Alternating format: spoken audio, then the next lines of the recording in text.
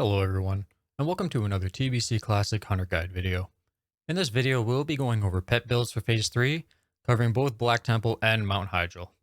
Similar to Phase 2, I would highly recommend having two pets leveled and raid ready, and just switch to the Stable Master and Shattrath City in between raids. However, this isn't absolutely necessary, and you can just respec your pet between raids at any major city at the pet trainer. For each raid in Phase 3, there's a few different builds you can go, and what you decide to choose will just be a personal decision based on your own guild situation. We will start off by taking a look at Black Temple, and there are two different builds I would recommend depending again on your own situation.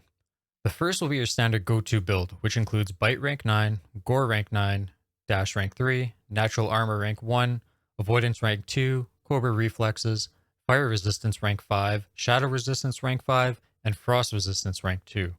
The reason for this build is that the vast majority of damage dealt to your pet in Black Temple that is dangerous enough to be of concern is Fire and Shadow abilities, and a little bit of frost damage from Illidari Council.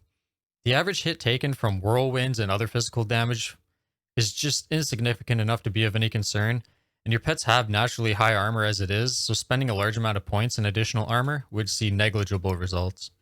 For the fire damage, the big concerns are Reign of Chaos from Illidari Fearbringers and Defilers, Flame Strikes from High Astroments or Zeravar during Illidari Council, Flame Crash from Illidan, Volcanic Geysers from Supremus, and the Rain of Fire from Ashtongue Elementalists. Having rank 5 fire resist will be crucial for mitigating as much damage as possible from these abilities, and when you finally move from tier 5 to tier 6 and lose your 2-piece set bonus to assist in healing your pet back to full health, you're really going to have to pay attention to these AoE abilities. One major point I want to bring up is Volcanic Geyser. While the pet damage taken from my PTR run shows it to be quite low damage taken, do not underestimate the volcanoes.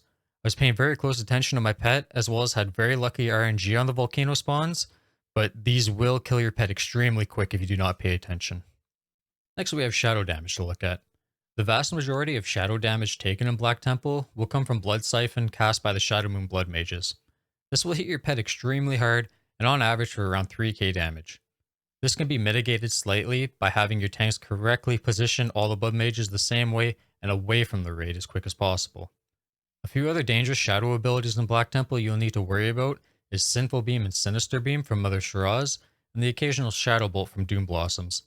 All other shadow damage sources are quite insignificant, and a quick mend pet would cover you just fine. Lastly, we have frost damage. There are a few sources of frost damage to deal with, and as you can see, Blizzard from High Astromancer Zeravar during the Illidari Council fight accounts for the most damage taking over anything else in the entire raid. If we watch here my run in Black Temple on the PTR, Blizzard is going to hit your pet for an average of 2500 per tick, so you're going to want to make sure your tank moves the boss away as quickly as possible. And if your healers have been slacking on pet heals up to this point in the game, I would highly suggest you talk with them nicely, as Mend Pet will not be enough on its own, especially if your tank is slow to move and you're going to take multiple hits of Blizzard. The rest of the frost damage taken in Black Temple is not significant enough to be of any concern, so just make sure you use Mend Pet and Steam Tonks as required. The second build we're going to quickly look at for Black Temple involves removing Bite entirely and instead using rank 3 frost resistance. I'd recommend this build for anybody on the more casual side of things that will perhaps take a few extra Blizzard ticks during the Illidari Council and experiences their pet dying a lot. Bite overall is quite a minor DPS gain, but if your pet is consistently dying, then you're doing no damage at all. And with having to res your pet multiple times a fight, this is something you would want to avoid at all costs. Now briefly for anybody using Wind Serpents as your pet build is going to look very similar to the build we had just mentioned and talked about. And the reason for this is that you're only going to be using Lightning Breath and you won't be using Bite, so the additional points will go into rank 3 frost resistance, and you can also take rank 2 natural armor. Now let's take a look at Mount Hyjal. There are quite a few ways you can go about setting up your pet, and the first pet build is what I personally recommend, which is Bite rank 9, Gore rank 9, Dash rank 3, Natural Armor rank 1, Avoidance rank 2, Cobra Reflexes, Fire Resistance rank 5, Nature Resistance rank 5, and Shadow Resistance rank 2. As you can see by the pet damage taken overall in Hyjal, a huge portion of damage taken is going to come from disease clouds on abominations during the trash waves. This damage adds up rather quickly, so you're going to want to make sure you maintain Mend Pet, as well as ask your healers for assistance.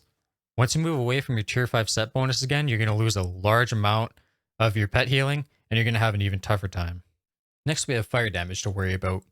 Doomfire during Archimon cannot be negated by fire resistance, so you must do your part and make sure you manage your pet accordingly by either steam tonking or pulling your pet back as needed. The main thing you're aiming for to tackle is immolation from towering and giant infernals, as well as unquenchable flames caused by rain of fire during Asgalar.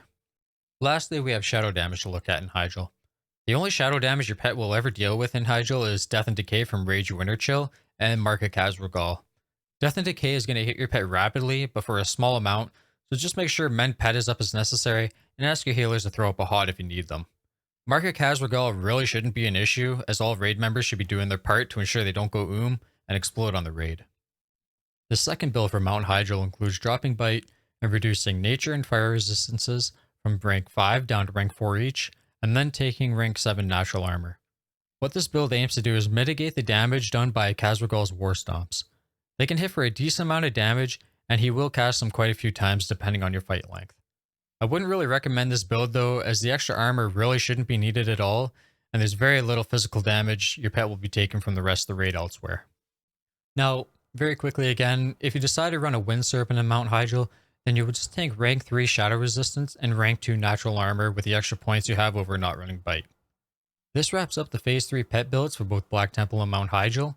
Again, I would highly recommend you just have 2 raid-ready pets for a quick transition in Shattrath City, and also make sure your pet management is up to par.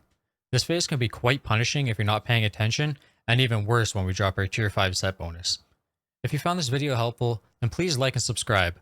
Also feel free to join my Hunter-based Discord with the provided link below. I'm always willing to answer questions and help out when possible. Thanks for watching, and we'll see you all next time.